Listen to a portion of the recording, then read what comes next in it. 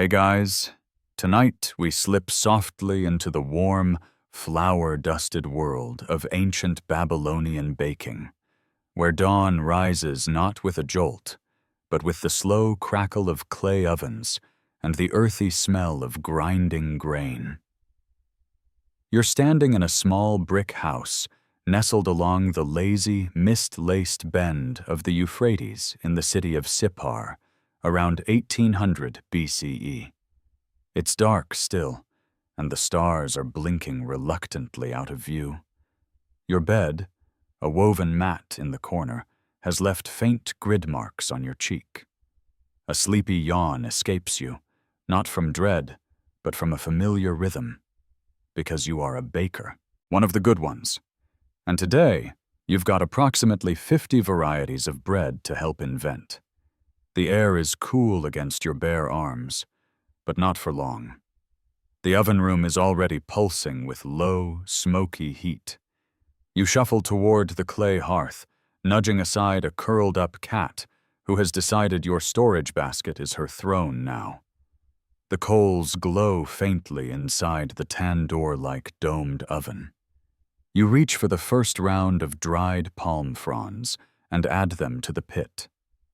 It hisses in complaint. This is your life now. You bake for the living.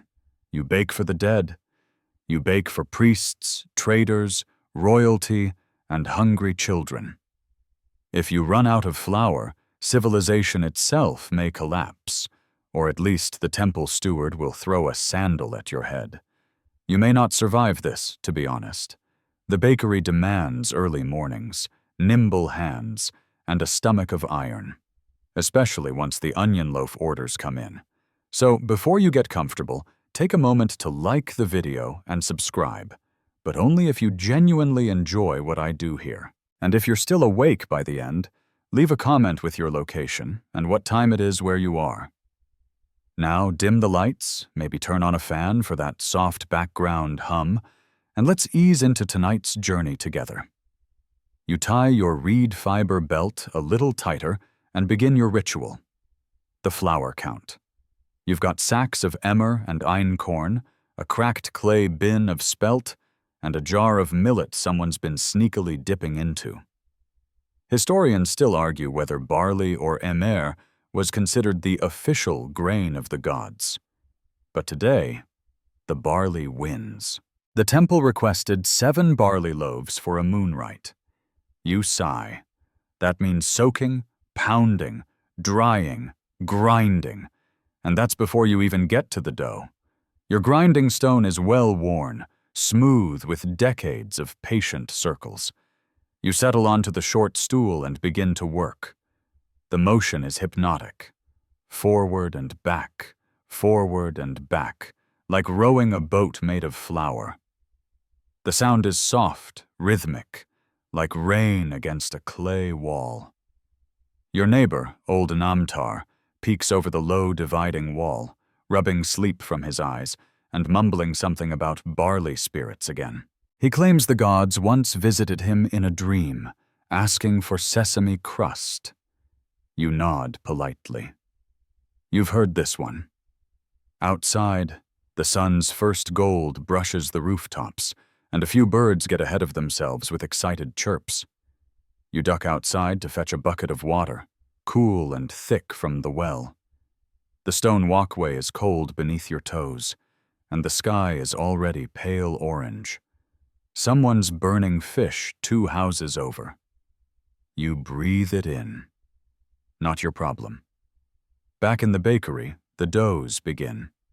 You sprinkle the flour in circles, make a well, add water, then more flour, then more water because you added too much flour. Your hands are quick, practiced. They know when the dough is right by feel. Smooth, slightly elastic, but never sticky. You portion out small balls and flatten a few with your palm for pan bread. Others you roll and twist into ropes. Some get pricked with a carved stick, decorative holes that help them bake evenly and, according to your cousin, keep out demons. The first batch goes into the dome oven. You slap them on the inner wall, where they cling like sleepy pancakes. The smell is immediate and comforting. Warm, nutty, ancient. You brew yourself a cup of barley coffee. Well, technically just hot barley water, but it's comforting in the way lukewarm traditions tend to be. Outside, the street begins to stir. A donkey brays in protest.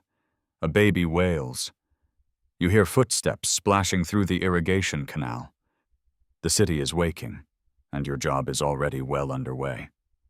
You set out 7 of the barley loaves on a reed mat. These go to the temple later, but for now they cool by the window, catching a lazy breeze. As you sip your barley drink, you peer at your order board, scratched symbols on a bit of bark. There's a note from a merchant's wife asking for those sweet triangle breads with the poppy seeds, but not as chewy as last time. A challenge. You'll need honey, or at least syrup from boiled dates. You mentally review your supplies, wondering if it's worth haggling with the honey guy today. He insists on being paid in fish. You stretch. Flour dust puffs off your tunic. Your arms ache a little, but it's a good ache. You've survived the first wave.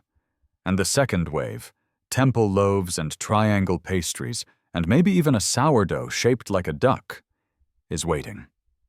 But for a moment, as the bread puffs up golden in the oven, you allow yourself one luxurious breath. You step outside into the courtyard, balancing a basket of cooling loaves on one hip and a clay water jug in the other. The sun has begun to warm the brick walls of Sippar's homes, casting soft amber shadows on the narrow alleyways. You duck your head as a goose waddles past, with the arrogant strut of someone who owns real estate. You're heading to your neighbor's grinding station, mostly because you're out of fresh emmer flour, but partly because she's a world-class gossip, and you're curious who's been caught sneaking temple bread again. Her name is Iltani, and her courtyard smells like toasted grain and crushed coriander. She's already seated at her grinding slab, sleeves rolled, arms powdered with flour, face set with the kind of serene focus usually reserved for high priests or people cleaning lentils. You greet her with a grin and offer 2 still warm mooncakes as barter. She accepts with a theatrical sigh, then leans in. They say the high priest's cousin, she whispers, was caught hoarding sesame loaves in the goat shed. You blink. Bold. You wonder briefly if the gods really punish stolen bread. Historians still argue whether theft of temple food was treated as sacrilege or just a solid reason to get walloped with a sandal. Either way, it's not your problem, unless, of course, it becomes gossip-worthy again tomorrow, in which case you'll be expected to weigh in. Iltani lets you use her grinding slab, and together you settle into the dusty, peaceful rhythm of stone against grain. You press your palms into the rounded handle, roll forward and back, your arms slowly warming with the effort. The emmer cracks and yields under the pressure, releasing that sweet, slightly nutty scent that signals real food is on the way. As you work, you talk shop. Iltani has been experimenting with mixing lentil flour into her flatbreads to stretch the grain. It adds protein, she says, and a pleasant chew if you don't mind the texture of warm gravel. You nod thoughtfully. She's always one experiment ahead. Last week, she was folding crushed chickpeas and wild garlic into loaves shaped like lion paws. You ask her, teasingly, if she's trying to impress the scribes. She snorts. Scribes don't eat bread, she says. They nibble papyrus and write about bread other people eat. Not entirely untrue. You once watched a junior scribe spend 30 minutes describing a honeyed ring loaf without so much as touching it. Back in your own kitchen, armed with a fresh bundle of emmer flour, you begin sifting. It's a slow process, done with a woven reed screen. You could skip it, but the last time you didn't, someone cracked a tooth on a bit of grit and sent a note, carried by a donkey boy, that read, "Tell your bread to chew itself next time." With your flour prepped and your dough started, you take a moment to clean your hands in a basin of water steeped with dried rose petals. Not necessary, but it smells nice, and someone once said your bakery smells suspiciously like a shrine. You've decided to take that as a compliment. As the dough rests, you start shaping the specialty order for the local brewer's household. It's a batch of beer bread. Yes, that's bread made with beer for people who make beer. There's a logic to it, kind of. You mix the flour with dregs of date beer, a sticky, sloshy affair that somehow produces a spongy, lightly fermented loaf with a sharp tang and soft center. The apprentice shows up then. A boy barely old enough to know yeast from yogurt, hair sticking up like he slept in a barrel. He trips over the threshold and nearly drops the jar of date syrup he was carrying. You raise an eyebrow. He mumbles something about chickens, possibly a curse from the temple cat, and maybe falling in the canal. You don't ask. You've had mornings like that. You assign him to knead the next batch, onion and herb flatbreads. He grumbles, but gets to it. His kneading style resembles a wrestling match, but the dough doesn't complain. Much. Outside, the sun rises higher, and the smells of your work begin to drift down the street. Someone calls out a greeting. Someone else yells about missing fish. You're in the thick of it now. You arrange the beer loaves in a spiral pattern on the flat clay baking surface, then cover them with an inverted pot to trap the heat. As they cook, you get to prepping a batch of sesame sticks, long, thin breadsticks rolled in oil and pressed with a carved cylinder that leaves little moon and star shapes in the dough. The apprentice tries to sneak one raw. You slap his hand with a piece of parsley. He retaliates by dropping an entire pinch of cumin on the floor and pretending it wasn't him. As the sesame sticks go into the coals, you glance over at the oven wall. The dome is glowing again, radiating heat that makes the flour in the air shimmer. It's almost time to prep the temple offerings. You've been dreading it a little. The ziggurat priests are particular, and one of them once rejected a batch of honey cakes for smelling too cheerful. Still, you've got the emmer. You've got the date syrup. You've got time. Just barely. But first, you let yourself enjoy a small square of fresh beer bread. It's hot, sweet, sour, and almost criminally good. You chew slowly, knowing this will be the only quiet bite you get for hours. The temple order sits on a shelf like a silent threat. 3 honeyed moon discs, 2 7-grain triangle loaves, and a ceremonial spiral bread dusted with saffron, if you can find any. You've memorized the list, mostly because it never changes, but also because the priest who delivers it insists on whispering each item like a funeral prayer. You gather your baskets and begin. First, the honeyed moon discs. You mix the emmer flour with warm date syrup until the dough turns a rich brown, sticky but fragrant.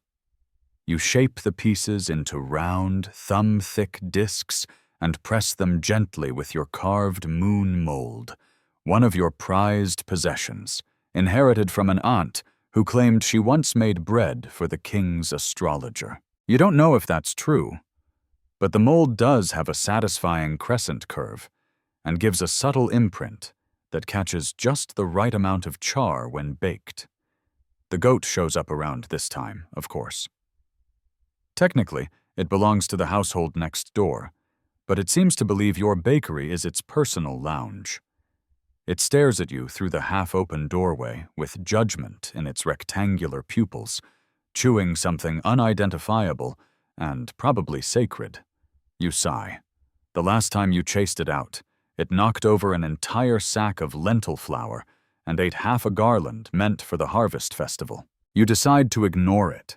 If it doesn't eat the saffron, you can deal with it later. Next up are the triangle loaves, denser, more serious breads with a base of barley and crushed lentils. You grind a few wild herbs into the mix: coriander, dried leek, a pinch of sumac. You shape them into neat triangles using your elbow, which, yes, is traditional. Something about divine geometry. The apprentice tries and ends up with a loaf that looks more like a collapsed frog. You give him the job of oiling trays instead. As you wait for the first set to bake, you start prepping the ceremonial spiral. It's a big, showy thing, coiled like a snake and brushed with sesame oil. Some say it's shaped that way to represent the cycles of the moon. Others say it's just because the old priest really likes spirals. Historians still argue whether certain bread shapes were religious symbols or just early forms of branding. You suspect both. You reach into your little jar of saffron, pinched from a Persian merchant weeks ago in exchange for a jar of pickled garlic, and sprinkle it lightly over the spiral dough. It glows faintly red gold against the pale surface. You whisper a blessing, mostly out of habit, and carefully slide it into the oven's warm embrace. Now, as everything bakes, you prep the delivery baskets. You line them with woven reeds and soft linen scraps, borrowed from a cousin's too large tunic. The goat tries to eat one. You push it gently away. Outside, the temple bell rings once, low and deliberate. You've got until the next ring to deliver, which gives you about 20 minutes. You can do this, probably. You pull the loaves from the oven, one by one. The honeyed moon discs puffed slightly. Their crescent ridges caught the flame and now look like miniature eclipses. The triangle loaves are dense, but smell savory and rich. The spiral? The spiral turned out beautifully. Golden, glistening, lightly crisp at the edges. You pack everything carefully. The apprentice offers to carry the basket, but you shake your head. He trips too easily. Instead, you loop the strap over your shoulder and head out, weaving through Sipar's narrow alleys as the day warms up. The streets are alive now. Women carry water jars on their heads. Traders shout over the price of fish. A pair of boys chase each other with sticks and pretend they're lions.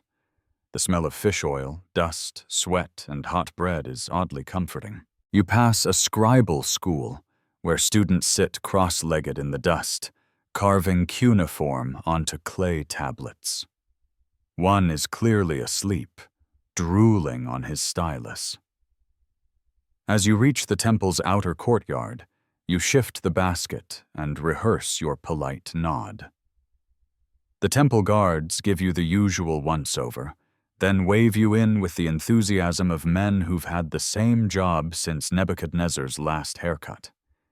Inside, the air cools and stills. The ziggurat looms above, an enormous stone staircase scraping the blue sky. You've never been allowed to the top, of course, but the lower levels are your familiar stomping ground. You cross the tiled floor toward the offering chamber. The priest, tall, pale, constantly smelling faintly of incense and pickled dates, greets you with a barely perceptible tilt of the head. You place the basket on the reed mat. He inspects each loaf without a word, which is always unnerving. The honeyed moons, approved. The triangle loaves, approved. The spiral. He sniffs it, looks at you, sniffs again. Then finally, a nod. Success. You have pleased the gods, or at least the priest, which is close enough. He mutters something about balance of the celestial meal, and you suppress the urge to ask if the gods ever get bored of bread. Instead, you bow, awkwardly, because your back twinges, and turn to leave. As you exit, you feel a breeze off the Euphrates, carrying the mingled scents of fish oil, dust, clay, and flour. Sippar hums around you, alive with footsteps, voices, and, somewhere, goat noises. The temple order is done. You've survived the ziggurat ritual with all your bread intact. Time to return to the bakery. There are still dozens of loaves to make, at least one weird custom order to decipher, and possibly a spontaneous flour fight in your future. But for now, the sacred stuff's out of the way. You can breathe. Back at the bakery, the pace has shifted from frantic temple offerings to something a little more creative, though no less flour-drenched. You dust off your hands and glance at the next request scratched into your bark board.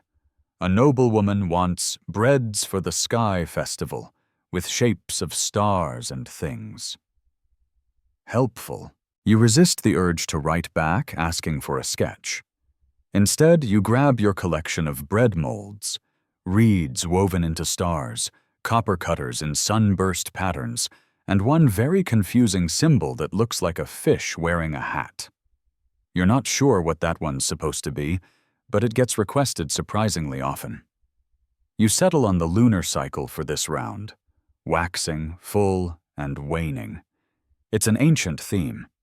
Some say bakers were the original timekeepers, crafting breads in shapes that marked months, harvests, and celestial events.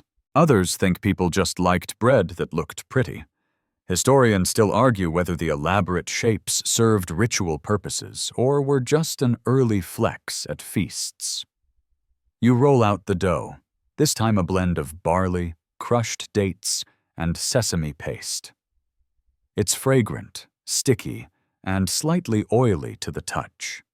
You coat your fingers in ground flaxseed to keep the dough from clinging, then press it carefully into the star mold. It pops out with perfect ridges. The apprentice claps. You bow. The goat sneezes. Shaping breads into moons and stars is tedious, but also soothing. You get into a rhythm. Flatten, mold, press, tap, place. Repeat. The clay trays fill up with crescent moons and six-pointed suns, all glistening with a brushing of oil. The heat from the oven radiates out like a gentle tide.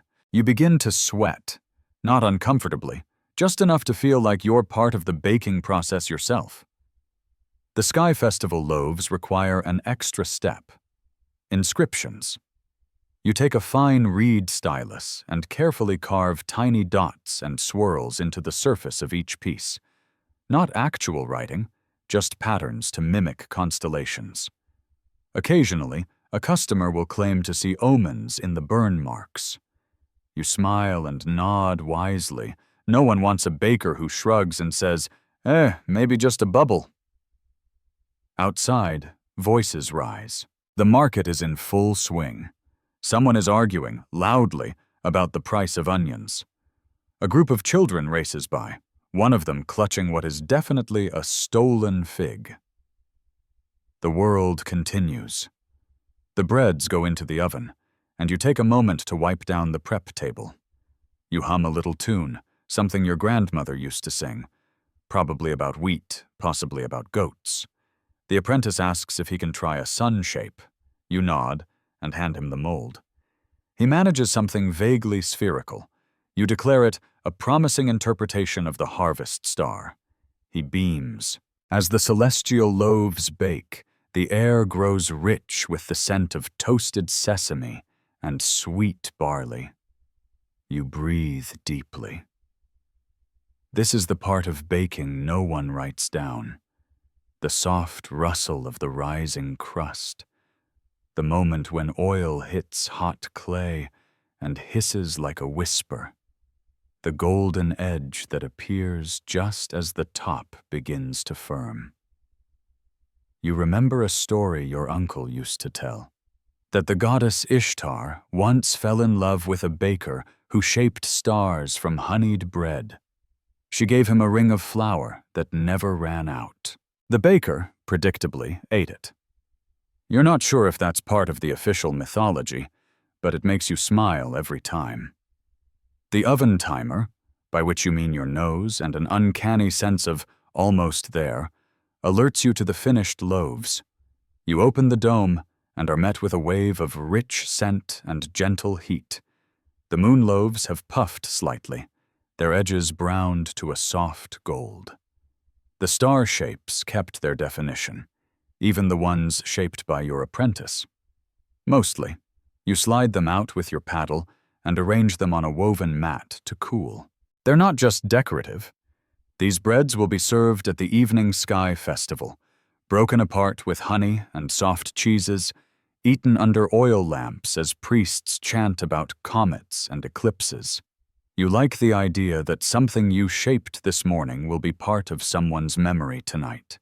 You let the apprentice taste one of the crescent loaves. He breaks it carefully, steam escaping, and nods with theatrical seriousness.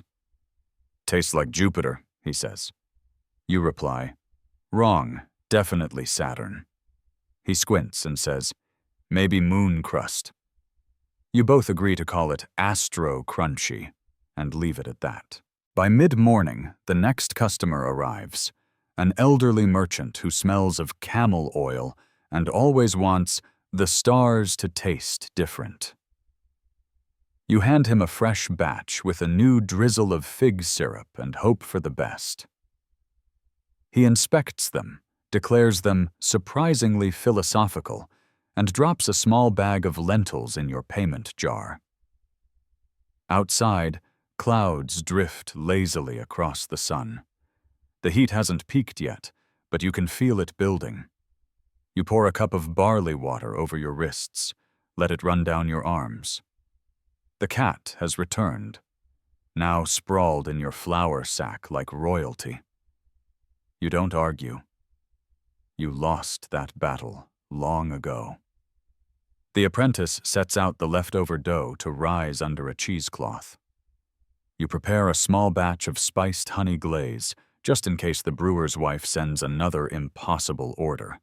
You're always ready. You're a baker. You mold the sky. You feed the city.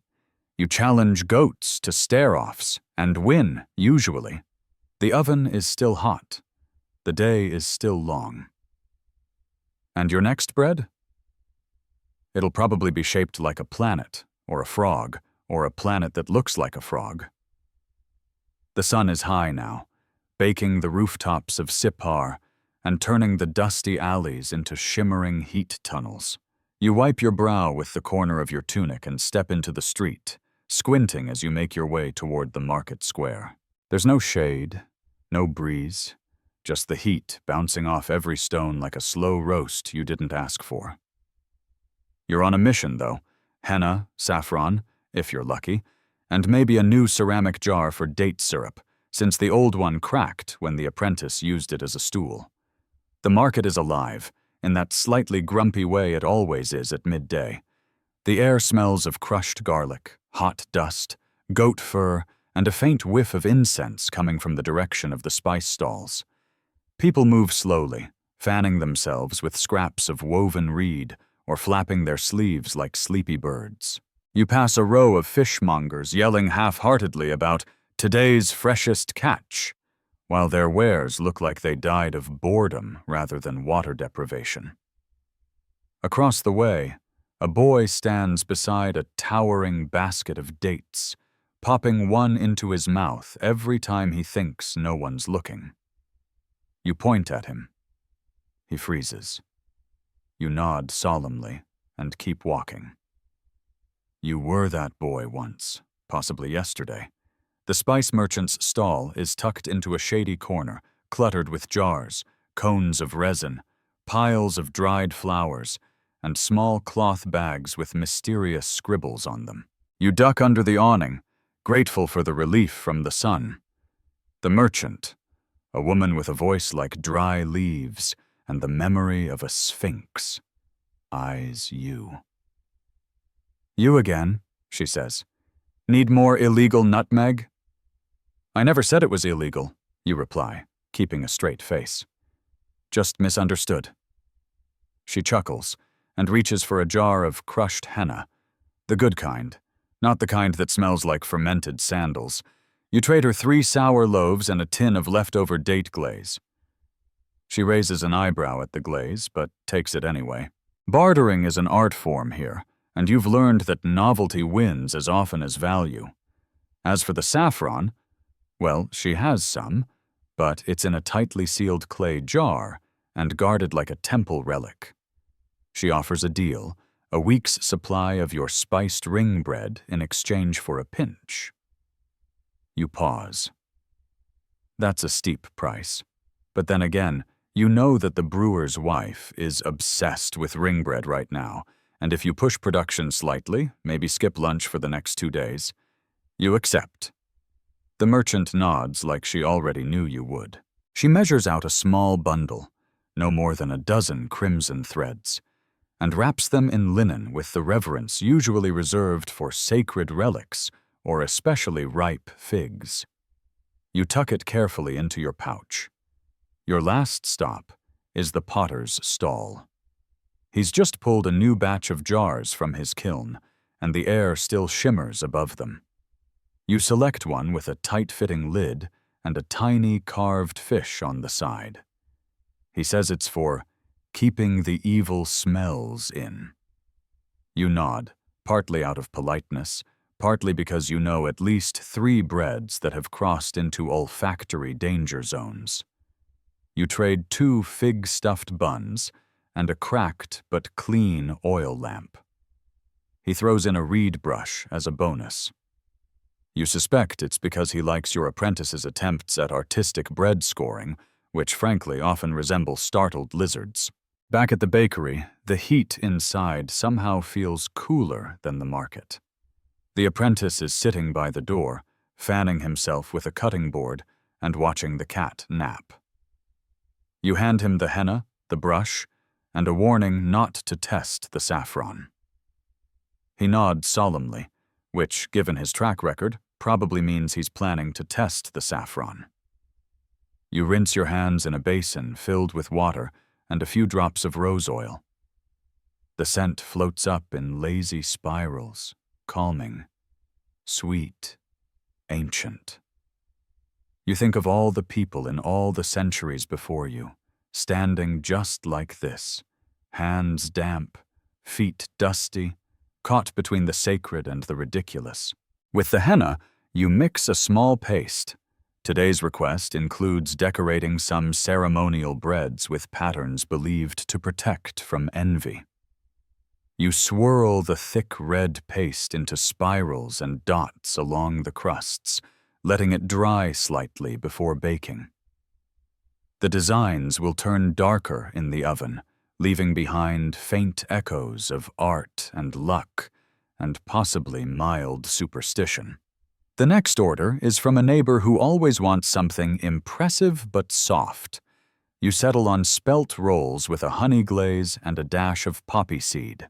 As you knead, you remember that today is also the brewer's delivery. You glance at your ring bread stash, still intact. Good.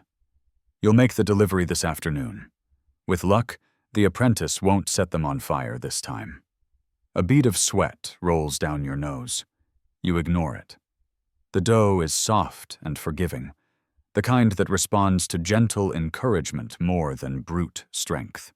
You shape it into neat spirals and tuck it onto the baking surface. 1 batch down, many to go.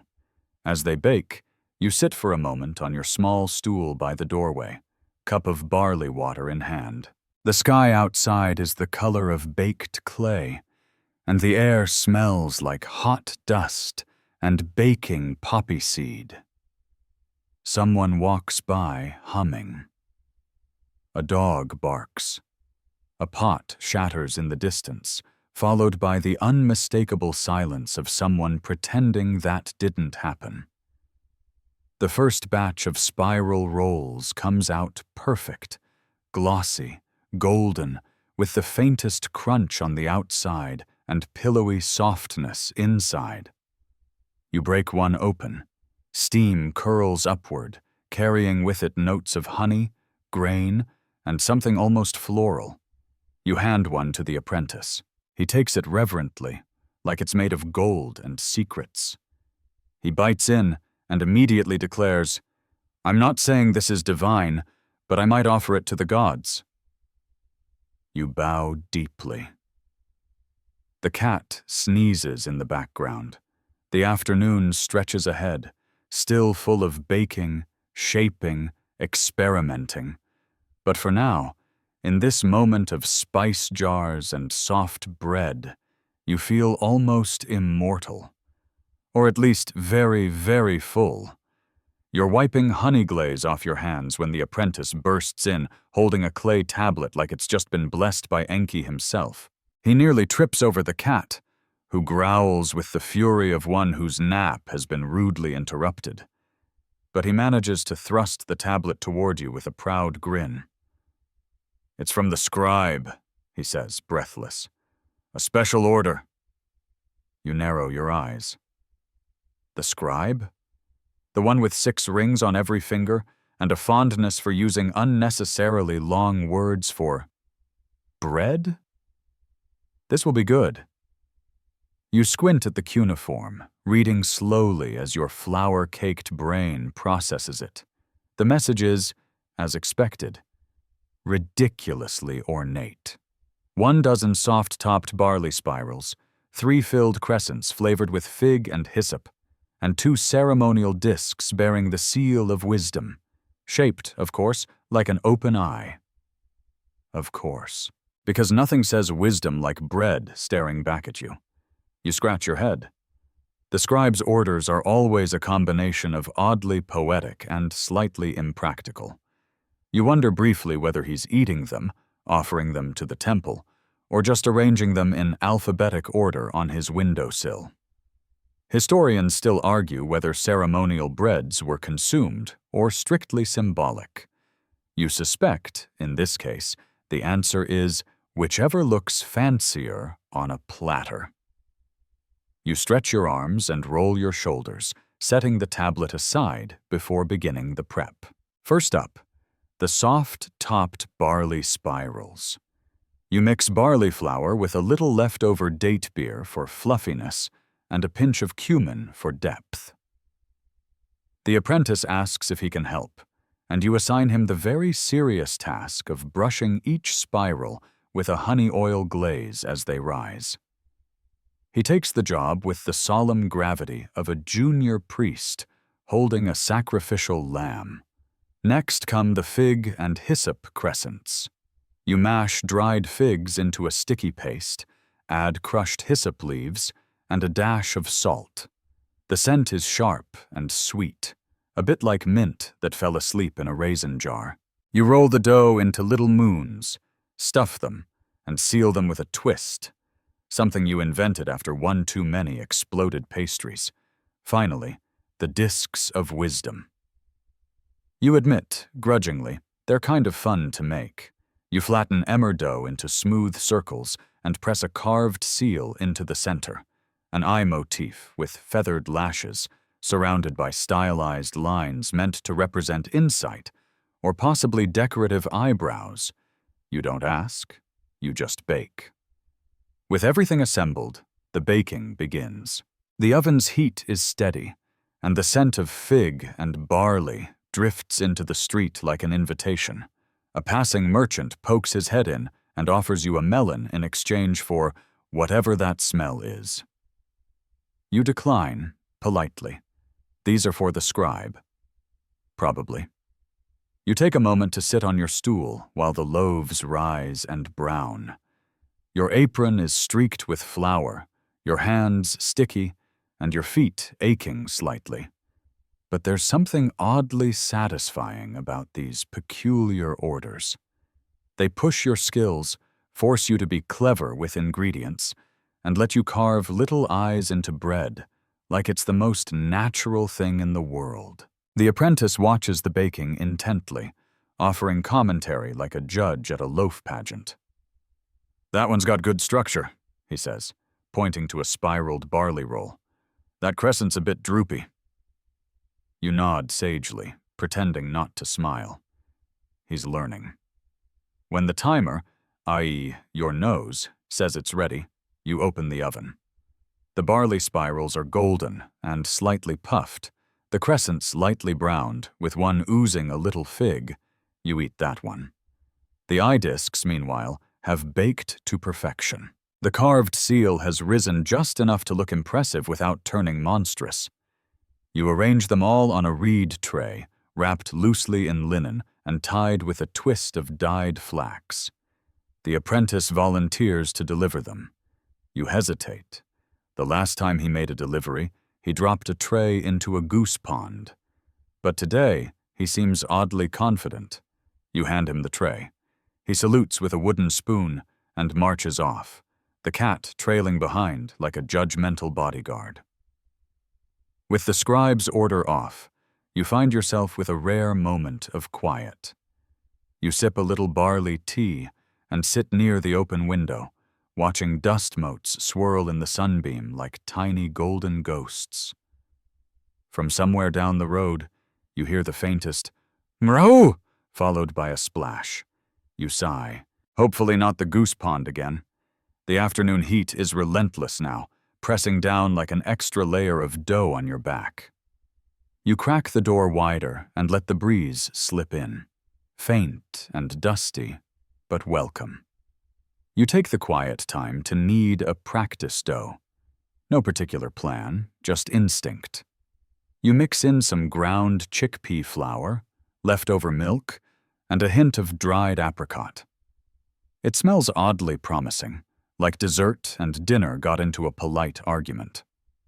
As you shape it into loose knots and toss it in the coals, you think about how much of baking is experimentation. Sure, there are temple guidelines, royal expectations, and scribe whims, but here, in your own space, you're allowed to make something odd, something soft, something possibly offensive to the goddess of grain, but undeniably tasty.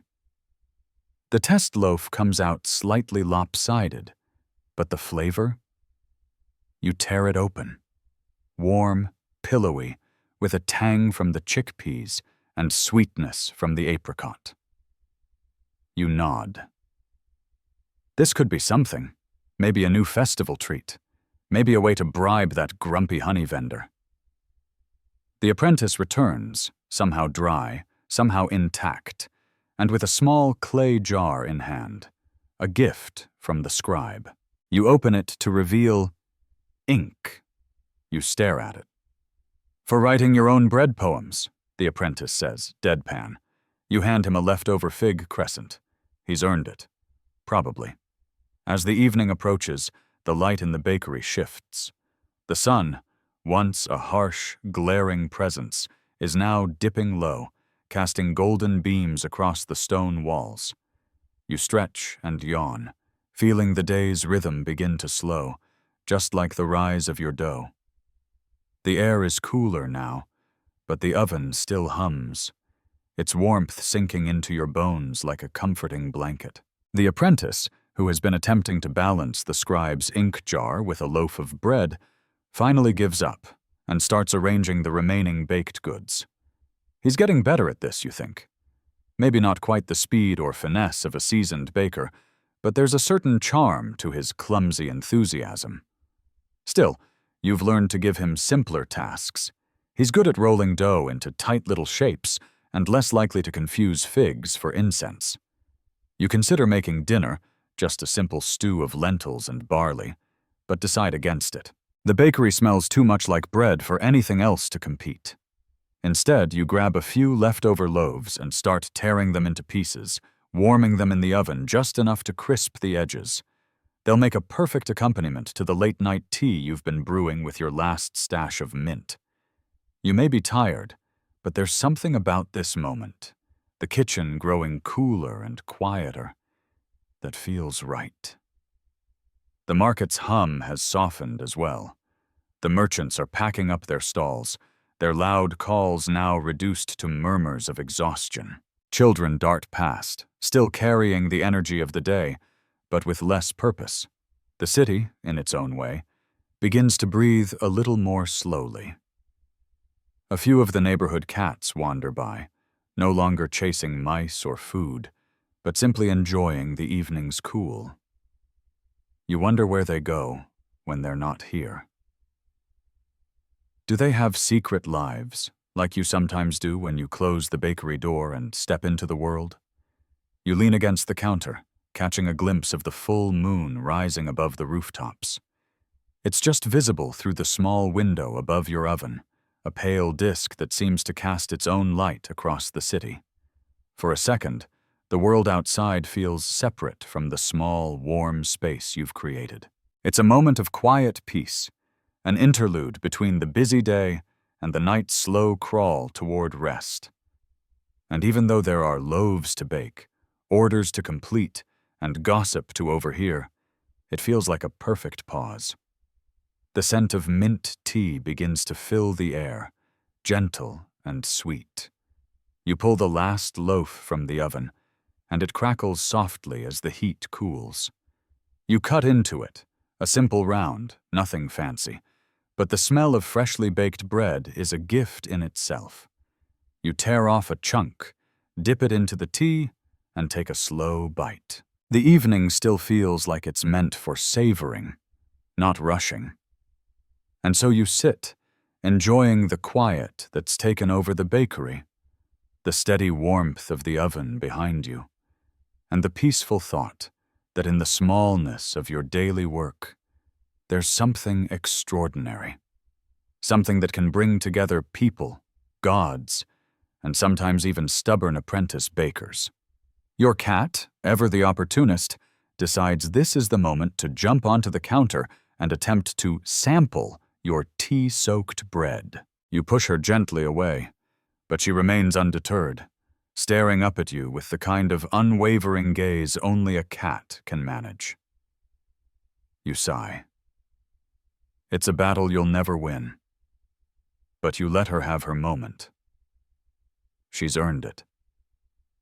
As the night settles fully over the bakery, you realize you're no longer counting the hours or the loaves. You're no longer measuring the time by orders or the movements of the market, but by the quiet rhythms you've come to know so well. The oven hums with its heat, the moonlight spills softly across the flour-dusted floor, and the world feels, for a while, at peace. You sip your tea slowly, savoring the warmth that lingers, and think about the next day.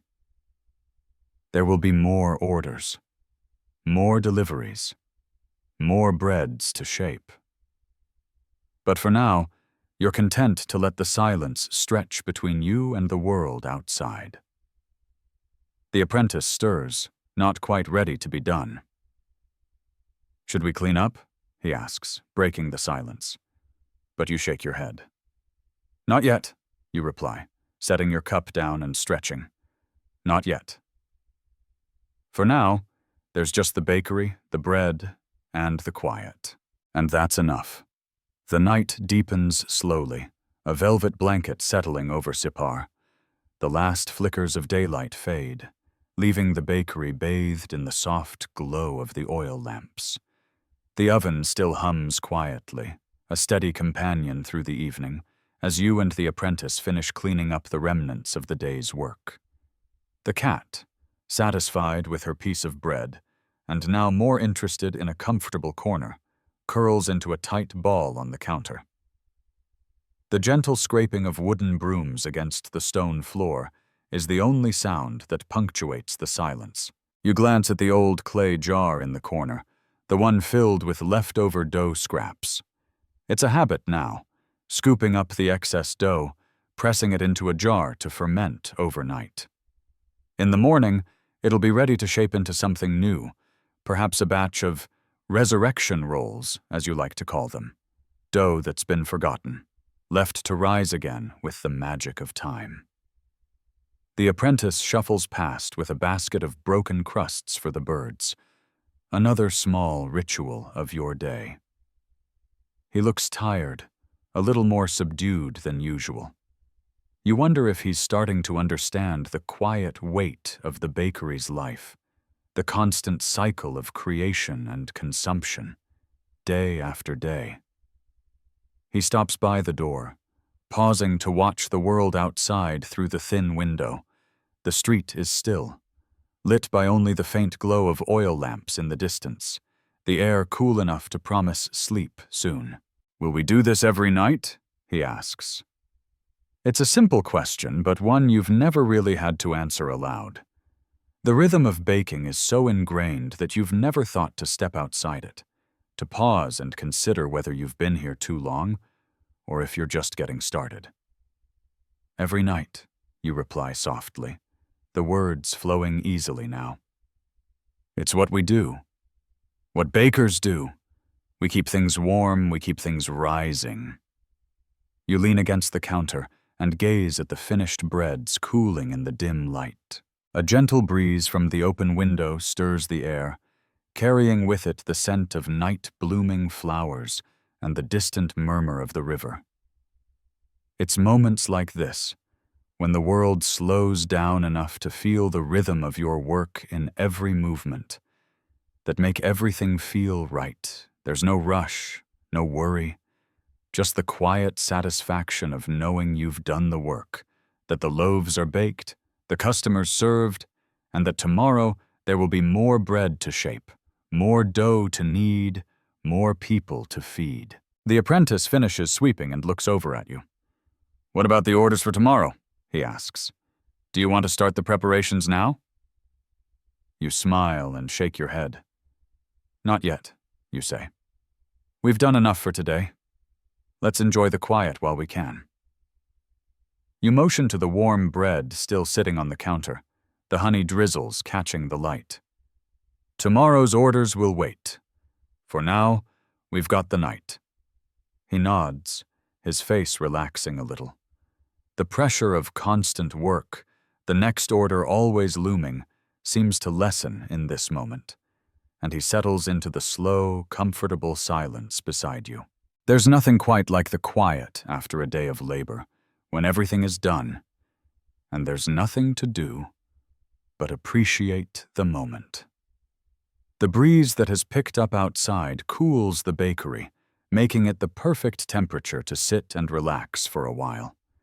You pull out a couple of the leftover crescent loaves, tear them apart, and dip them in the honey glaze, offering one to the apprentice. It's a small, simple gesture, but somehow it feels like a celebration of the bread you've made, the work you've done, and the simple act of sharing a meal at the end of the day. As you sit, enjoying the bread and the calm, you glance around the bakery. It's not just a workspace, it's your sanctuary. The oven is your faithful companion, the dough your constant partner, and the bread, well, the bread is the product of all that labor and love, all wrapped up in that comforting, golden crust. "Do you think the gods would be happy with these?" the apprentice asks, holding up a piece of the honeyed bread. "Happy enough," you reply with a smile. "But I think they'd be more interested in the smell than the shape." You both laugh softly, the sound mingling with the quiet hum of the bakery, the distant sounds of the city slowly falling away.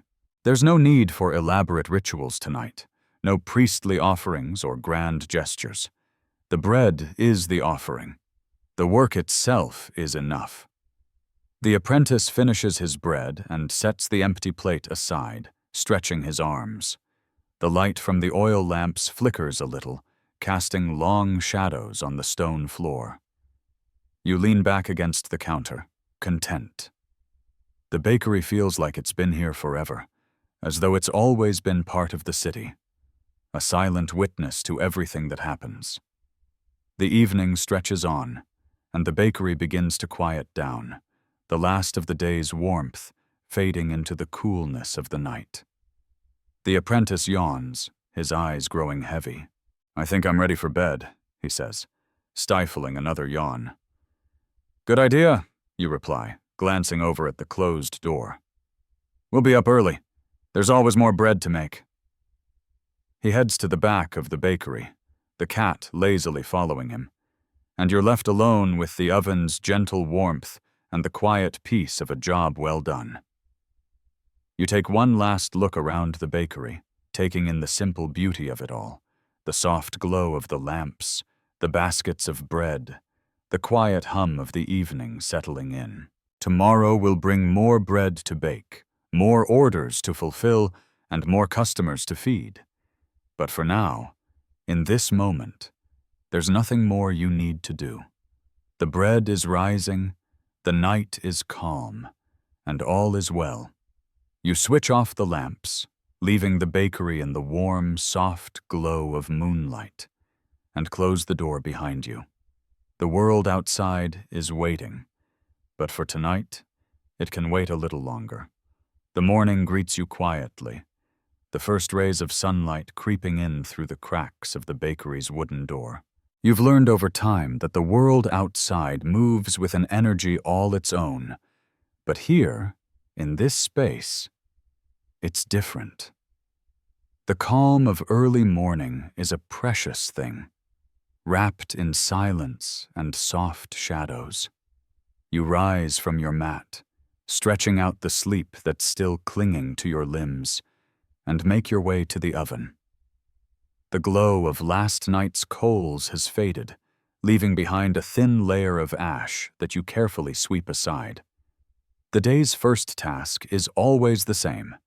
Check the leftover dough, the jars of grain, the tools, the fire. It's a routine so deeply ingrained that you don't need to think about it anymore. Your hands just know what to do. The apprentice, still half dazed from sleep, stumbles in from the back room. His hair is wild, his tunic crumpled. The cat trails behind him, a ball of disheveled fur with one paw still tucked against her belly, as though the bed was simply too good to leave. He greets you with a sleepy wave, and you nod back, offering him a small, crusty roll that's been sitting on the counter since last night. "Good morning," he mumbles, accepting the bread. "What's the plan today?" You glance at the list of orders scribbled hastily on a scrap of parchment.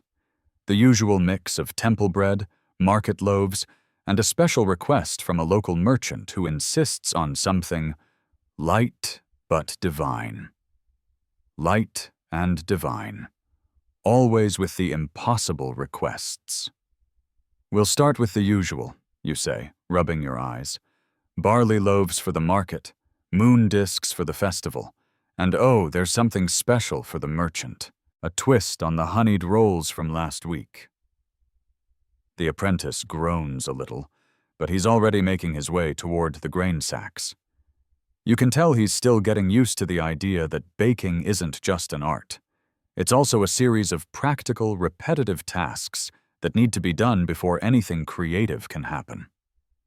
But that's the life of a baker. It's a balance between the simple, necessary work and the moments when you can shape something unexpected, something new. As the morning stretches on, the kitchen fills with the scent of rising dough and the soft scrape of flour against stone. You work in tandem, moving between the oven and the counter, shaping loaves, checking heat, adding ingredients with a practiced hand. The rhythm of it is soothing, like breathing in sync with the bakery itself. The apprentice, now more awake and focused, begins to knead the barley dough, his hands pressing down into the flour with more purpose than before. You nod approvingly and watch as he shapes the first round of loaves, each one slightly different, but with a sense of care that you can appreciate. There's progress. He's learning the quiet magic of bread making, that delicate dance between patience and heat, texture and flavor. You slide the first batch into the oven, feeling the familiar warmth spread through the room, and lean against the counter for a moment. You watch the apprentice as he works, his focus so intense that it's almost as if he's no longer in the room, but fully immersed in the bread itself. It's moments like this that remind you why you do this work. Not for the fame or the glory, but for the small victories, the daily acts of creation that come together to make something truly comforting. The first batch comes out perfectly, a mix of golden crust and soft, warm insides. You hand them to the apprentice, who places them on the cooling racks with a satisfied nod. The smell fills the bakery, and you know, as you always do, that this is the heart of it all. This simple, humble act of making bread that will go out into the world, feeding people, comforting them in ways that words never could. There's something about the slow rise of dough, the way it yields and transforms, that speaks to the way the world works.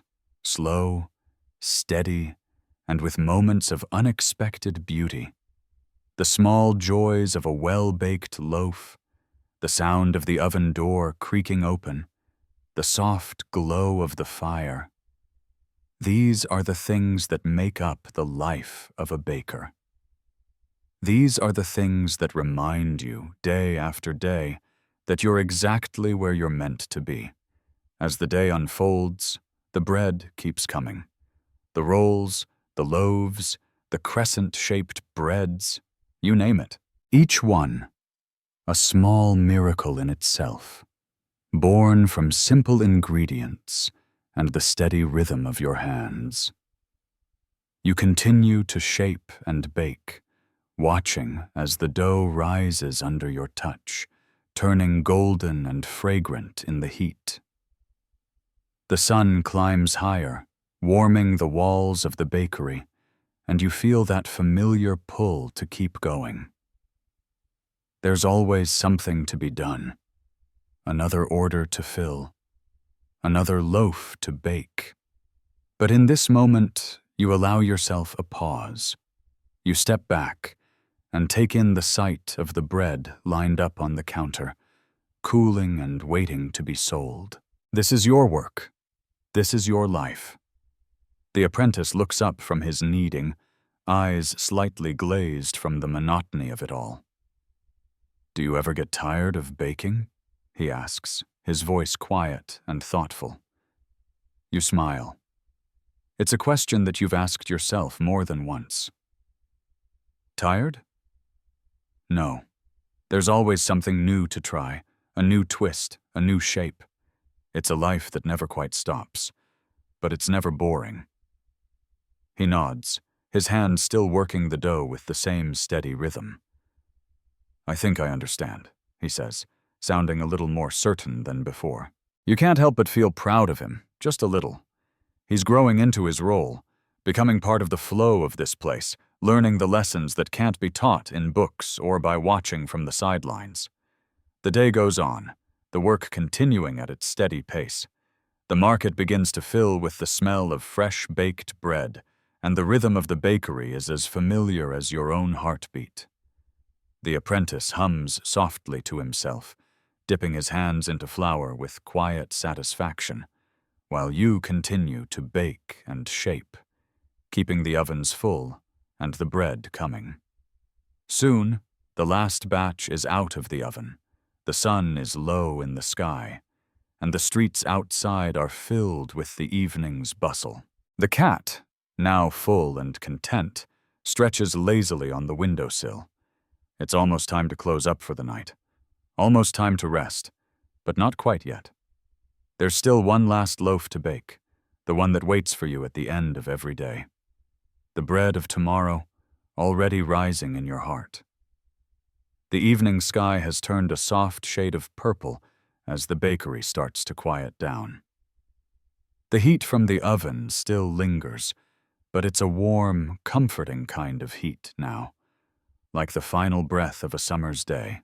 The apprentice finishes his last task for the evening, cleaning up the counters and sweeping the floor, his movements automatic. He's getting better at this too. The routine, the flow of work, the quiet understanding that in this place there's always something to be done. You, on the other hand, take your time with the last loaf. It's a special one tonight, a batch of sweet date bread, rich with honey and dusted with cinnamon. You've always found that the final loaf of the day has to be something memorable, something that will mark the end of the cycle before it starts again, something soft, comforting, and just a little indulgent. You knead the dough gently, folding in the dates, and the cinnamon dusts the air with its warm fragrance. As the dough rises, you glance over at the apprentice, who's now gathered his things, ready to head out for the night. He slings his small satchel over his shoulder and pauses by the door, his hand resting on the wooden frame. "You're not coming back tomorrow, are you?" he asks, his voice soft. It's a simple question, but the way he asks it makes you realize that for all the bread and the busy work, there's something deeper at play here, something you've known all along but haven't had to voice. You look up from the dough, meeting his gaze. "I'll be here," you say with a small smile. "Every day. The bread never stops." He chuckles, though there's a touch of uncertainty in his eyes. "I mean, you're going to be here, like this." He gestures vaguely at the flour-dusted counter, the sacks of grain, the baskets of bread, forever, aren't you? You pause, considering it. The question is almost philosophical in its simplicity. "Well, not forever," you reply with a gentle shrug. "Just long enough for bread to stay warm." He nods, his face relaxing as he glances at the work around him. The rhythm of the bakery has seeped into him, just as it did into you when you first started. It's not about the grand gestures or the ceremonies, it's about the consistency, the quiet joy of knowing that what you do matters in its own small way. The world may be chaotic, but in this space, with this dough, you can create something solid, something nourishing. The apprentice smiles, his shoulders finally relaxing. "I think I get it now," he says, his voice still a little unsure, but softer. "It's not about making bread. It's about, well, I don't know, making something that lasts." You smile back at him, feeling a quiet pride in the way he's grown, the way he's learning to see this craft not as work, but as a way of life, something you've always known but never quite explained. "Exactly," you say. "Bread doesn't just fill the stomach. It fills the heart. It connects us. That's why it's worth doing right." The apprentice lingers by the door, his hand resting lightly on the frame. The cat has wandered over and is now rubbing herself against his legs. She's decided he's her new favorite human, which means you won't have to worry about her anymore tonight. He bends down to give her a scratch behind the ears, a small laugh escaping him as she purrs contentedly. "I'll see you tomorrow then," he says finally, pushing the door open and stepping out into the soft night. You watch him go, feeling that odd mix of satisfaction and melancholy that comes from seeing someone leave, knowing they'll return. The door swings shut behind him with a soft thud.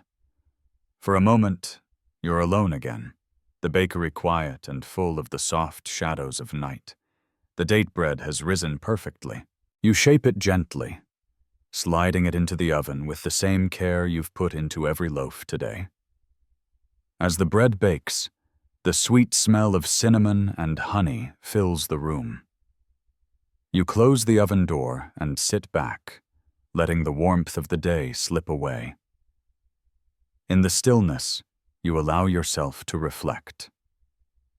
Baking has always been more than just a job for you. It's not about the profit or the fame, and certainly not about the admiration from passers-by. It's about the work itself, the daily, slow craft of shaping something from nothing, from the grain, the water, the fire. It's all about what you create, what you offer to the world.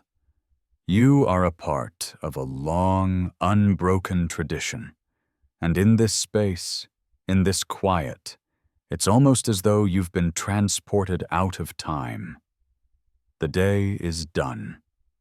The last loaf is in the oven, the light outside has softened into night, and the bakery is full of the soft glow of the oil lamps, the warm scent of baking bread, and the knowledge that tomorrow will come with its own cycle of orders, shaping, and baking. But for tonight, you can rest.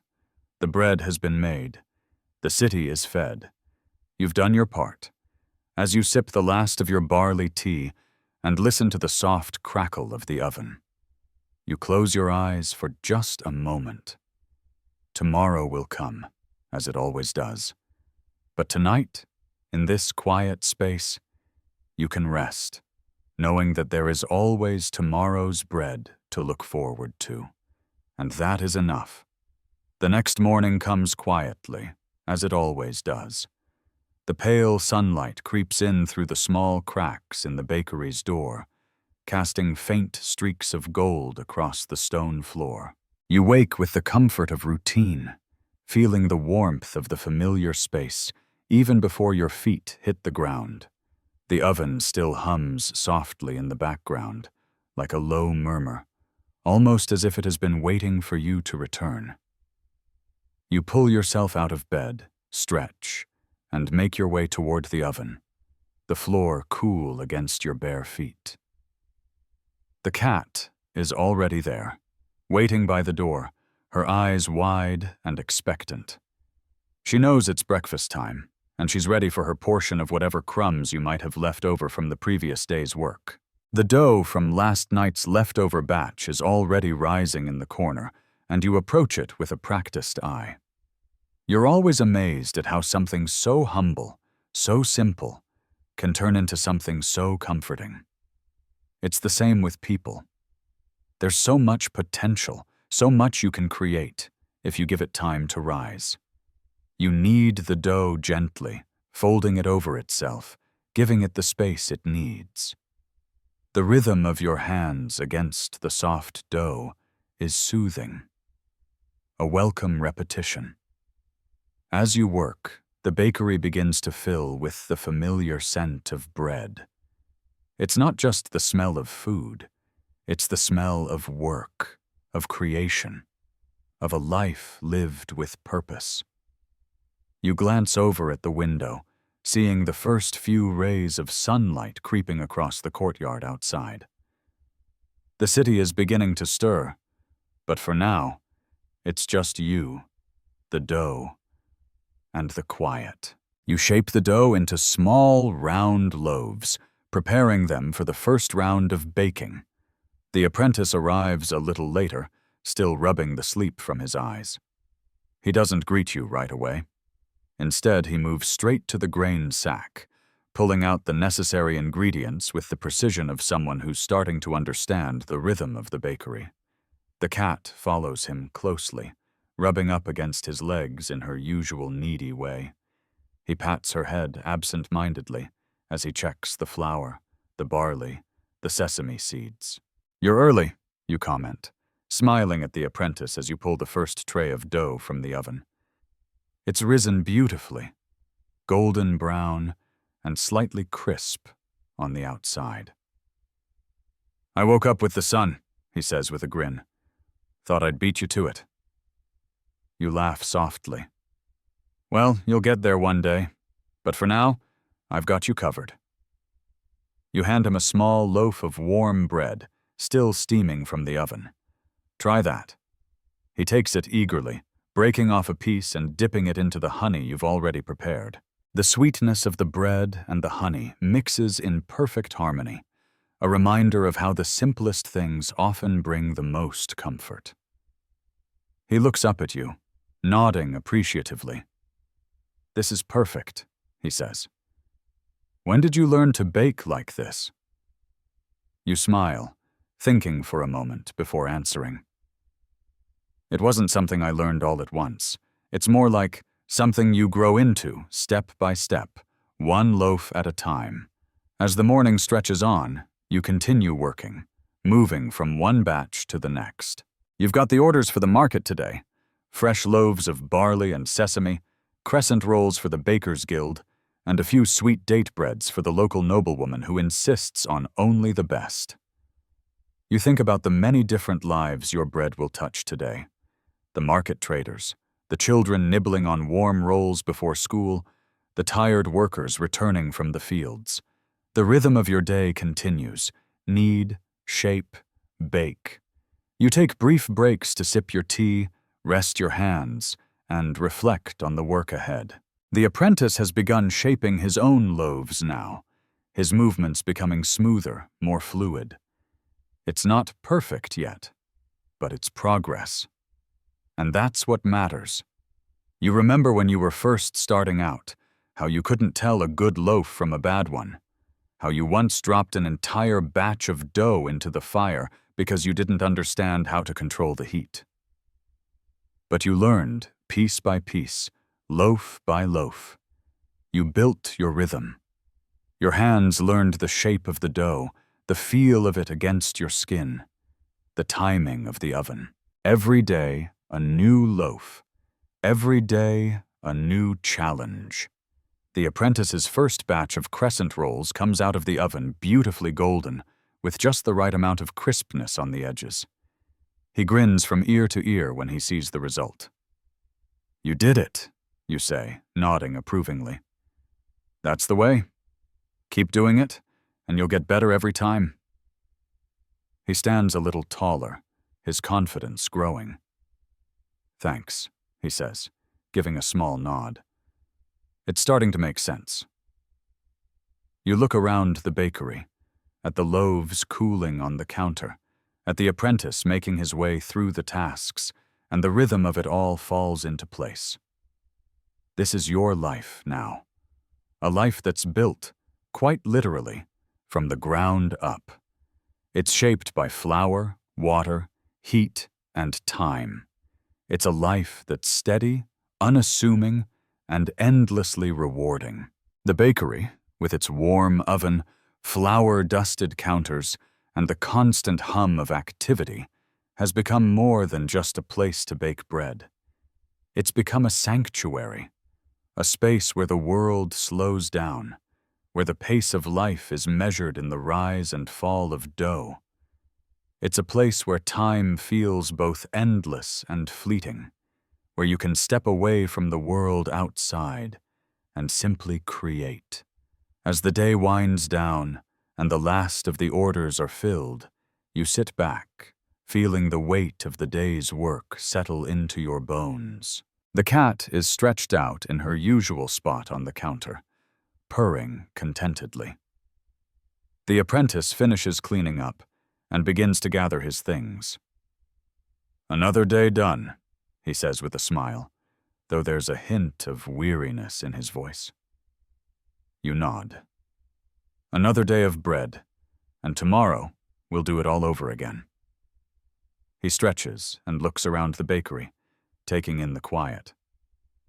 "I think I'm getting the hang of this," he says, and there's a quiet pride in his voice that makes you feel, for a moment, like you're not just training him in bread making, but in the art of life itself. You nod, closing the oven door softly, feeling the warmth radiate from the coals. "That's the point," you say quietly.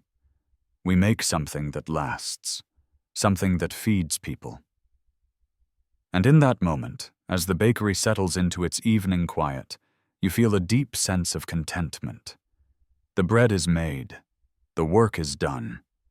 The day is over, but tomorrow will come, and with it more dough, more loaves, more bread. You've found your rhythm, and that's enough. The night falls gently over Sipar, and the bakery is once again a sanctuary of warmth and quiet. The lamp's flickering light casts long shadows over the counters, turning the simple space into something almost sacred. The oven, still holding the last remnants of heat from the day's baking, hums softly, as if content with its work. You take a final look around the room, feeling the weight of the day settle into your muscles, and the familiar sense of completion that comes when everything is just as it should be. The apprentice has left for the night, his footsteps slowly fading down the alleyway outside. You know he'll be back in the morning, as he always is, ready to knead, shape, and bake. You glance over at the warm loaves cooling on the counter, the bread that will feed families, comfort the weary, and bring people together. It's a humble yet profound act, to shape something so simple into something so necessary. You let out a deep breath, feeling the quiet settle over you. There's a peace in this moment, a rare stillness after the rush of the day's work. You walk to the counter, picking up one of the small golden loaves and tearing it open. The warm steam rises into the cool air, and the scent of freshly baked bread fills your senses. You don't need anything else tonight, just this bread, this warmth, and the knowledge that you've done what you came here to do. Sitting by the window, you allow yourself a few minutes of peace. You sip a cup of tea, enjoying the stillness of the moment.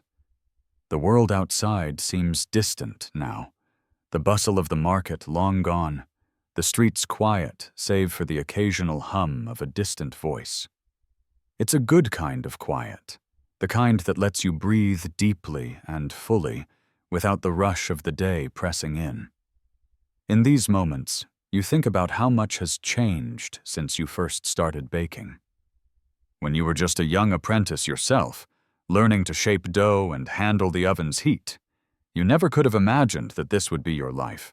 But somehow, it's exactly what you've become.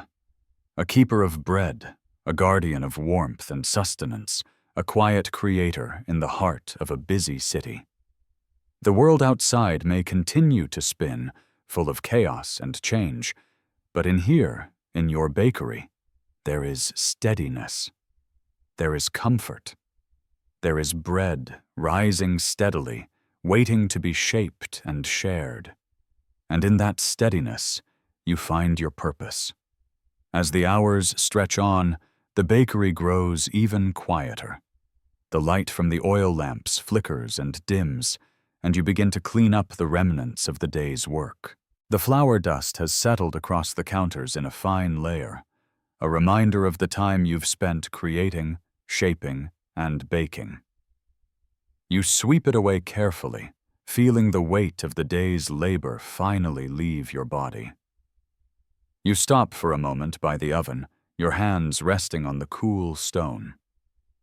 The coals are burning low now, the warmth ebbing away with the last traces of heat. There's a finality in it, a sense that the day is truly done. But as you look around at the quiet bakery, the baskets of bread, the empty counters, you realize that this is just a pause, a rest before tomorrow begins. Tomorrow, the dough will rise again. Tomorrow, you'll shape more loaves, bake more bread, and continue the quiet work of feeding the people of Sippar. And in between, there will be these moments of peace, moments when the world slows down just enough for you to catch your breath, to savor the work you've done, and to know that there is always more to create. You pull the last loaf from the oven, giving it a final glance before placing it on the cooling rack. It's perfect, just like every other loaf you've made today. The golden crust, the soft interior, the warmth that fills the space. This, you realize, is what you've been working for all along. Not just bread, but the rhythm of creation, the flow of the day, the connection between the work you do and the people you serve. You clean your hands and look out the window again, watching as the stars begin to twinkle in the sky above. It's late, but the night feels peaceful, calm, perfect for resting. You take a deep breath, feeling the steady rhythm of your life settle around you, like the comforting hum of the oven. Tomorrow will bring more bread, more shaping, more baking. But for tonight, you allow yourself the luxury of quiet. The bread is made, the work is done, and the world, for now, is at peace. As you turn off the lamps, leaving the bakery bathed in the soft light of the moon, you close the door behind you and step into the night, knowing that tomorrow will bring another day of bread to make, of lives to touch, of warmth to share. But for now, there is only the quiet of the evening and the promise of rest. The night presses onward, and the cool air outside settles against the walls of the bakery like a gentle blanket. There's a stillness now that's both rare and beautiful, a pause between the ending of today and the start of tomorrow. You stand outside for a moment, letting the quiet of the night surround you. The city, though always bustling during the day, is eerily calm at this hour. The sounds of distant footsteps and murmurs are nothing more than whispers carried by the wind. The air smells like earth, like the river's edge, and a faint scent of baking bread that has lingered in the streets since the market opened. You walk slowly, your footsteps echoing on the stone-paved streets, your mind drifting from one thought to the next, not focused on anything in particular, but everything all at once. You think of the city, the traders, the children, the elders, and how they all will gather around the loaves you've baked, how that simple act of sharing bread connects you to them all. The night feels more personal in these hours, when the hustle of the day is far behind and the world feels like it has slowed just enough for reflection. You think about the future, about where the bakery will go, what will change, and what will stay the same. In this moment, with the stars overhead and the cool night air settling into your bones, you feel at peace. The bread you've made will always be a part of the rhythm of life here. No matter how much the world shifts, this simple act of creation, this act of bringing bread into the world, will remain. It's a comforting thought, one that lingers as you make your way back to the bakery. The apprentice will arrive in the morning, ready for another day of shaping, kneading, and baking. But for now, you are alone with your thoughts, the quiet space, and the soft glow of the moon rising in the sky above. You return to the bakery and close the door behind you, taking one last look around. The warmth of the oven lingers, the air filled with the faint scent of bread and the soft remnants of heat. You set the lamp down and pull the curtain across the window, leaving only the dim moonlight to bathe the room in its soft glow. It's a small space, but it feels like your sanctuary. Everything here is in its place: the flour, the grain, the baking trays, the warm baskets of loaves cooling by the fire. It's a simple life, but one you've built with purpose, with care. You walk to the back room, where the bed waits for you. The bed isn't anything grand. It's just a simple cot, tucked in the corner of the room. But it's yours. It's where you rest after a long day, where you dream of tomorrow's bread. You lie down and pull the blanket over you, allowing your body to settle into the soft folds of the mattress. The quiet of the night presses in on all sides, and you close your eyes, feeling the slow rise and fall of your breath. Tomorrow will come, and the work will begin again. But for now, in this stillness, you allow yourself the luxury of rest. The bread you've baked is ready. The oven is quiet. The day's work is done. You think of the apprentice, who is out there now, already dreaming of loaves to shape, of dough to knead. You know that the bakery will continue, growing and evolving, as it always has. The rhythm of baking will continue, passed from one person to the next, each one carrying the legacy of the work. You've started something here, something that can't be easily broken. And even though it may be small in the grand scheme of things, in its own way, it matters. The cat, now curled up beside you, purrs softly, a soothing sound that echoes through the stillness of the room. You reach out to give her one last scratch behind the ears before closing your eyes. The night is peaceful, the world outside full of possibilities. But for now, there is only the quiet of the bakery, the warmth of the oven, and the soft whisper of dreams. Tomorrow you'll rise with the sun, and the dough will rise with you. But for now, you allow yourself to drift into sleep, knowing that the bread, as always, will wait for you. The morning light slips into the bakery with ease, as if the sun itself knows the rhythm of this space, the quiet dance that begins with the first stretch of daylight.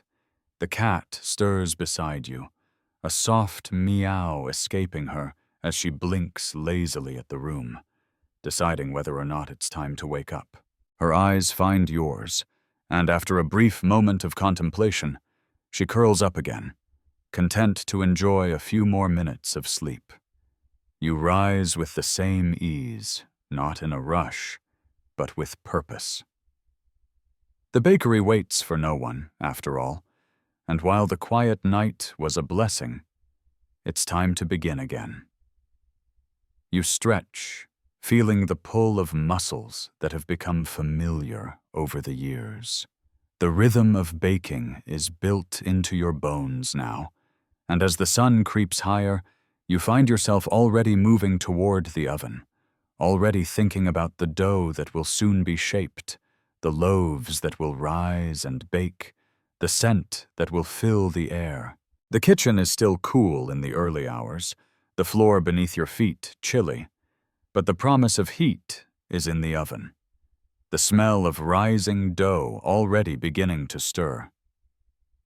You check on the leftover dough from last night's batch, pressing it gently, testing its readiness.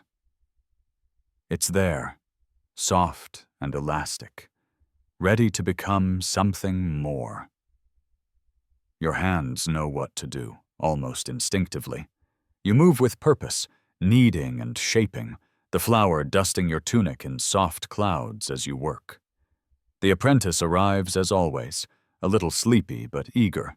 He grins when he sees you already at work, the early morning routine having become second nature to him as well. The cat, not one to miss out on an opportunity, follows him in, weaving around his ankles with a quiet purr. He stops to pet her, shaking his head slightly at her antics. "You're up early," he says, stretching out a little as he grabs his apron and ties it around his waist. "The dough doesn't wait," you reply, your voice low, but there's a smile behind it. The work, though repetitive, always has its own rhythm. And as much as the task of kneading and baking can become an echo of yesterday's efforts, there's something new in every loaf, every batch, every turn of the oven's heat. He joins you at the counter, his hands a little less clumsy than before, a little more sure of themselves. He knows what needs to be done. There's flour to sift, dough to knead, trays to line, and orders to fill. But there's also a sense of calm in the process, a quiet satisfaction that comes with the repetitive nature of the work. Each loaf is an act of creation, yes, but it's also an act of patience. It's a rhythm that requires no rush, no urgency, only the steady press of time, the rise and fall of the dough, the heat of the oven. The morning passes like this, one loaf after another, each one rising and baking in turn. The smell of the bread fills the bakery, wrapping around you like a comforting embrace, familiar and warm. You shape the dough, press it, form it into loaves that will eventually go out into the world, into the hands of customers, into the homes of families, into the hearts of people who will savor the simple joy of breaking bread together. As you pull the first batch of loaves from the oven, the apprentice hands you a steaming cup of barley tea, a small offering of comfort in the midst of the work. You sip it slowly, feeling the warmth seep into your body, and you smile. It's these small gestures, these simple moments of care, that make this life worth living. The cat, having received her breakfast, now lounges contentedly on the counter, her eyes half closed in bliss. You watch her for a moment, and it occurs to you that this peaceful moment is the heart of it all. The work is important, yes, but it's the stillness that comes after the work that gives it meaning. The quiet satisfaction of knowing you've done something good, something necessary, something that will sustain others.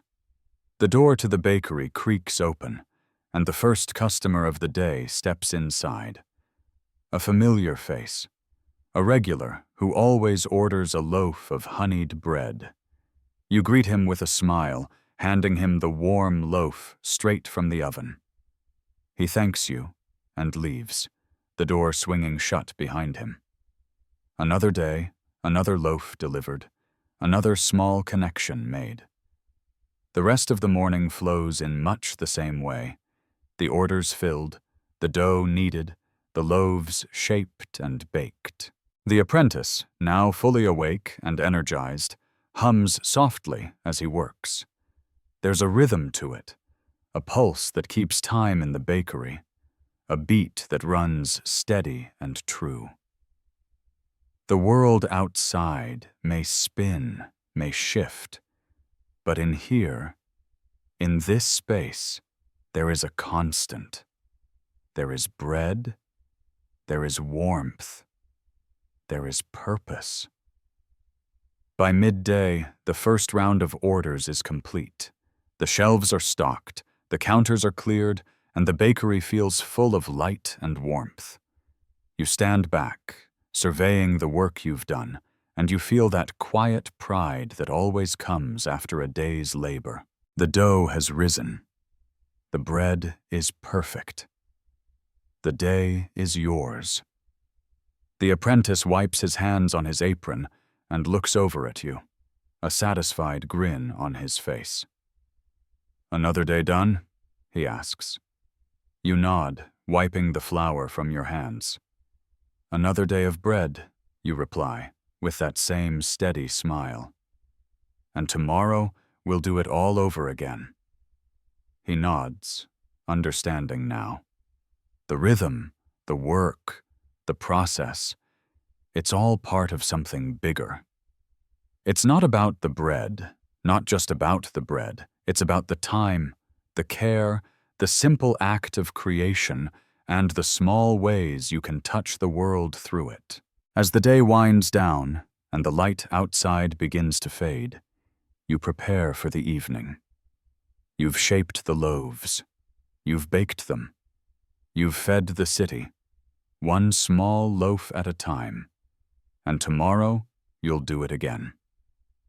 The rhythm of the bakery continues, steady and unbroken, like the bread you bake. It's your life now. It always has been. As the sun begins to dip below the horizon, casting long shadows over the bakery, you take a deep breath, letting the evening air fill your lungs. The smell of freshly baked bread still hangs in the space, a comforting reminder of the day's work. The counter is cluttered with empty baskets and flour-covered tools, but there's a quiet satisfaction in the mess. It's the kind of mess that only comes after a full day of honest labor, the kind that feels earned, not hurried. You move slowly around the bakery, your feet heavy from the work, but there's a certain peace in the familiar rhythm. The apprentices have long since left, their shifts completed, and the bakery now feels empty in a way it hasn't all day. But there's comfort in this emptiness, too. It's in these moments, after the rush, after the shaping and baking, that you feel the true weight of your work. You feel it in the stillness, in the way the bakery seems to settle into its own quiet space. The last batch of bread is cooling on the counter.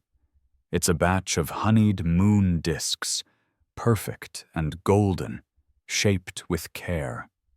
You break one open, the steam rising softly from the bread, and take a bite.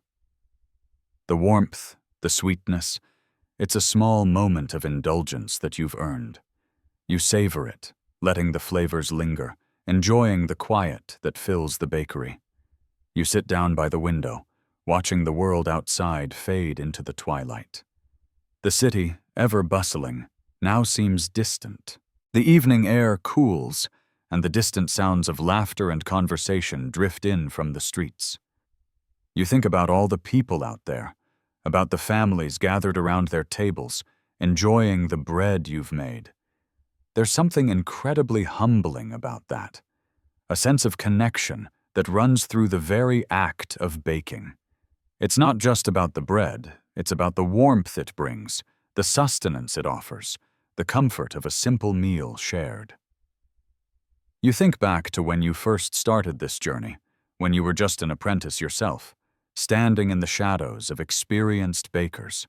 You remember the uncertainty, the fear of failing, the pressure to prove yourself. But over time, you've found your rhythm. You've found your place in this world. The bread has become more than just your work. It's your identity, your purpose. The cat, now fully content and curled up in her usual spot on the counter, stretches lazily and glances at you as if to say, "It's time for bed." You laugh softly, pushing yourself up from your seat. There's still some cleaning to do, some small tasks to finish, but the weight of the day is lifting. It's that time when the work is done, when the rhythm slows, and you can finally rest. You move to the back of the bakery and begin cleaning up the remnants of the day's work. The flour gets swept into the dustpan, the trays stacked neatly in their place, the oven door closed gently. There's a simple beauty in the end-of-day ritual. The sweeping, the wiping, the little steps that signal the transition from work to rest. Once everything is in its place, you grab your blanket and settle onto the mat in the back room.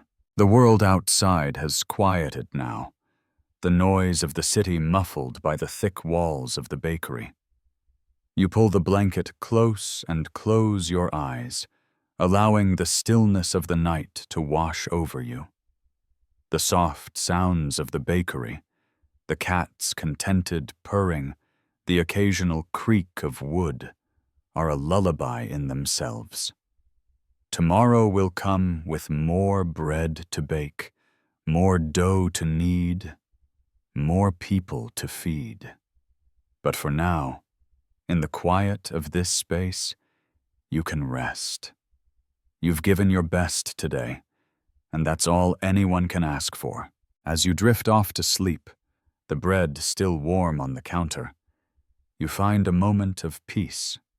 Tomorrow, you'll wake with the same purpose, the same rhythm, and you'll do it all over again. But for now, the bread is done. The world outside will continue, but here, in this quiet, you can finally rest. You close your eyes, and the last thought before sleep takes over is simple. Tomorrow